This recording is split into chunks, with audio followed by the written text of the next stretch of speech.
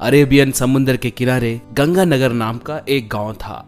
उस गांव में ज्यादातर मछुआरे जीते थे। उस गांव में राजन नाम का एक गरीब मछुआरा हुआ करता था। उसके 2 बेटे थे। उनका नाम चिक्कू बिक्कू था। दोनों को शादी होकर बच्चे थे। तीनों मिलकर समुद्र में मछली पकड़ने जाते थे।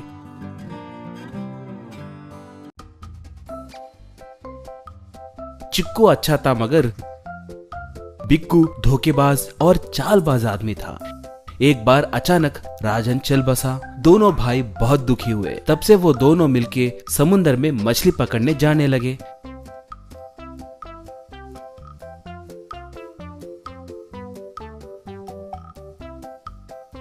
मछलियों को बेचने के बाद आए पैसे आधा आधा बांट लेते थे, मगर बिक्कू उसके बातों में फुसलाकर बड़े भाई को कम पैसे देता था। बिक्कू के बारे में पता होके भी अपना ही भाई है सोचकर चिक्कू उसे कुछ नहीं कहता था।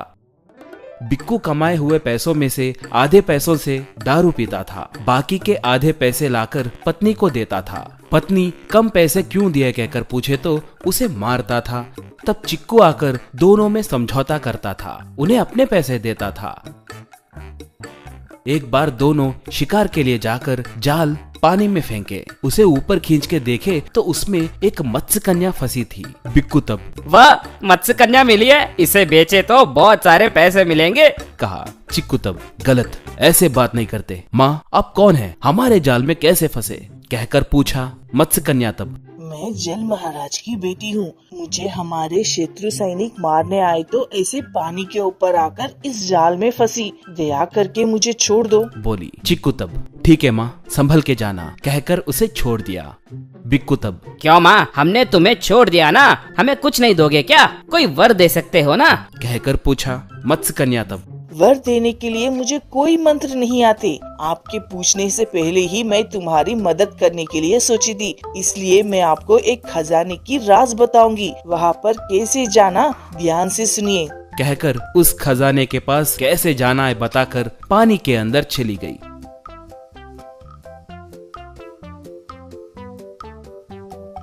दोनों तुरंत किनारे के पास पहुंचकर उस नाव को उठाकर जाने लगे। ऐसे उसके कहे जैसे ढूंढते हुए जाने लगे तो उन्हें एक पेड़ और उसका दरवाजा दिखाई दिए। वो लोग वो दरवाजा खोलकर देखे तो नीचे सीढ़ियां दिखे। वो लोग उन सीढ़ियों की मदद से नीचे उतरे। वहां पर देखे तो उन सीढ़ियों के नीचे एक नदी थी। वो लोग उस नाव को नीचे रखकर दोनों उस पे चढ़कर जाने लगे।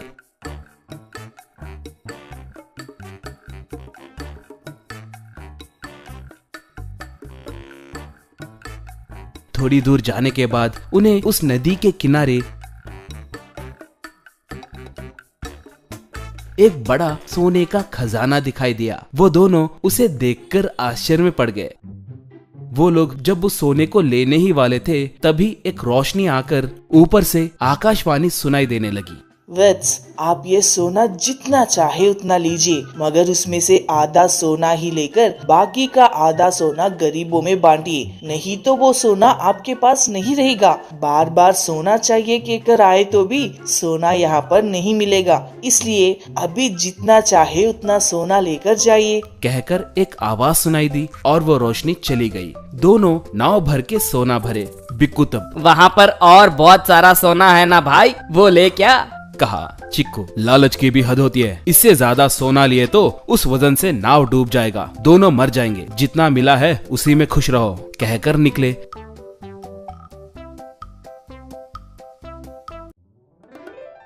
ऐसे वो दोनों घर को आकर सोना बांट लिए। चिक्कू अपने हिस्से के सोने में से आधा सोना गरीबों में बांटा और बाकी के सोने से बड़ा घर और कार खरीदा, शान से जीने लगा। बिक्कू भी बड़ा घर और कार खरीदकर अय्याशी करने लगा। वो सुबह शाम दारू पीते हुए झूमने लगा। उस मस्ती में गरीबों में सोना बांटने की बात वो भूल गया। एक बार चिक्कू आकर उसे वो बात याद दिलाया तो वो मेरा कमाया हुआ सोना मैं क्यों बांटूं? मैं नहीं बांटूंगा, ये सारा सोना मेरा है। तुम पागल हो इसलिए उसके बातें सुनकर सोना बांटे, मगर मैं होशियार आदमी हूँ, मुझे सलाह मत देना। कहा। एक बार बिक्कू वालों के आंखों के सामने ही उसका बंगला, कार सब गायब होकर सिर्फ झोपड़ी ही बची।